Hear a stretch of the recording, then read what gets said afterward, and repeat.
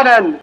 শিক্ষা যদি না নেন তাহলে আপনাদেরও প্রধানের পরিস্থিতির মুখোমুখি হবেন। এখন ডক্টর মোহাম্মদ ইউনূস যেহেতু আজকে বলছে সবকিছু ঠিক থাকলে ফেব্রুয়ারির আগে নির্বাচন হবে, তাহলে উনিও এখন দালাল হয়ে গেছে। পুলিশ যখন তাদের ধরত আমরা গিয়ে তাদেরকে ডাল হয়ে তখন বাঁচিয়েছিলাম।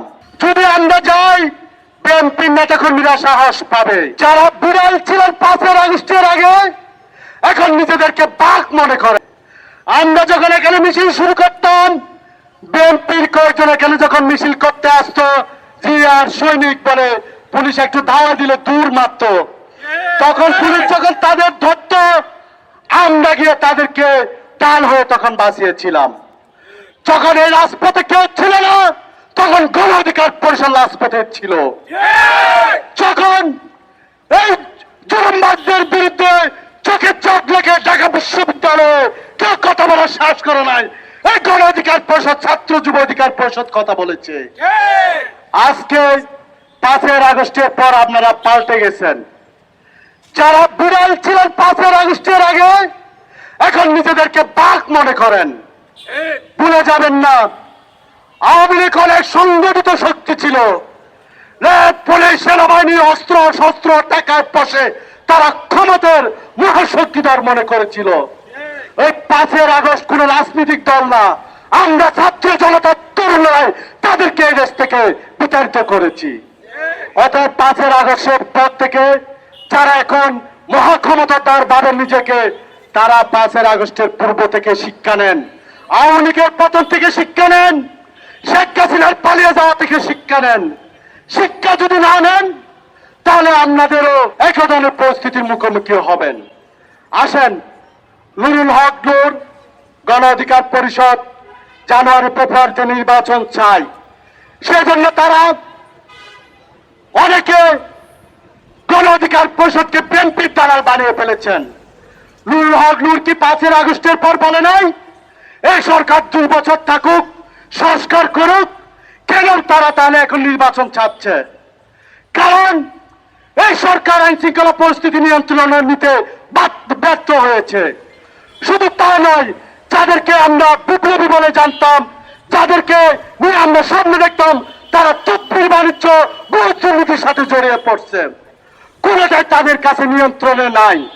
বড় রাজনৈতিক দলেরা যখন চাঁদাবাজি করে, টেন্ডারবাজি করে, পুলিশ যত বাহিনী গিয়ে তাদেরকে সালাম দিয়ে ভাই আর করেন না, কিন্তু তাদের বিরুদ্ধে কোনো স্টেপ নেয় না। ওই সরকারের এই হিম্মত নাই বলে আমরা তাড়াতাড়ি নির্বাচন চাচ্ছি। আপনারা যদি সবকিছু পরিস্থিতি নিয়ন্ত্রণ করতে পারতেন, ডক্টর মোহাম্মদ ইউনূস যদি সে একটা দলকে অন্ধভাবে সাপোর্ট না দিয়ে জুলাই গণঅভ্যুত্থানে অংশগ্রহণদের নিয়ে যদি একসাথে চলতো তাহলে আজকে নির্বাচনের প্রয়োজন হতো না। আপনারা আমাদেরকে নির্বাচনের দিকে ঠেলে দিয়েছেন। আপনাদের আচার আচরণ, আপনাদের সরকার নিয়ন্ত্রণহীনভাবে কাজ করতেছেন বলে এই দেশে যারা গণঅভ্যুত্থানের পক্ষে অংশগ্রহণ ছিল তারা এখন নির্বাচন চায়। ডক্টর মোহাম্মদ ইউনূস বিশাল বহর নিয়ে এখন লন্ডনে গিয়ে তারেক রহমানের সাথে নির্বাচন নিয়ে বৈঠক করে, আর নুরুল হক নূর নির্বাচনের কথা বললে বিএনপি দালালি করে। আমরা কারো দালালি করার জন্য আন্দোলন সংগ্রাম করি নাই। নুরুল হক নূর অনেকবার ঘোষণা দিয়েছে গণ অধিকার পরিষদ এককভাবে 300 আসনে প্রার্থী দিবে।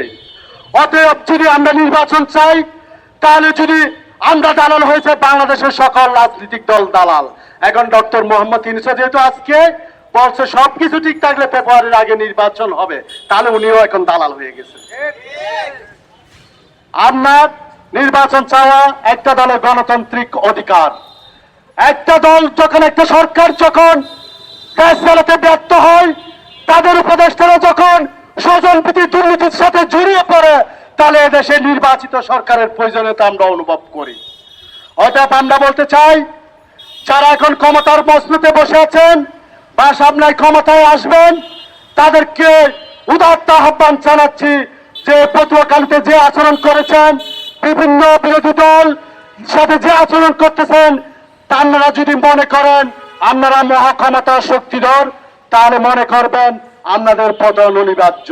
আপনাদের পতন না হওয়া পর্যন্ত আমরা যেমন ওই আওয়ামী লীগের রক্তচক্ষু উপেক্ষা করে ওই গুলির সামনে বুলেটের তাদের সামনে দাঁড়িয়ে আন্দোলন করেছি, আওয়ামী লীগ শেখ হাসিনার পতন ঘটিয়েছি, তারাই যদি আবার টেন্ডারবাজি, তারা যদি দুর্নীতিবাজ সন্ত্রাসীগিরি করে, অর্থ পাচার করে, বাণিজ্য কুচবাঞ্চ করে, আপনারা যদি সন্ত্রাসী কার্যকলাপ যদি বাদ না দেন, তাহলে আপনাদের বিরুদ্ধে এভাবে আমরা চোখের চেকগুলোকে কথা বলবো।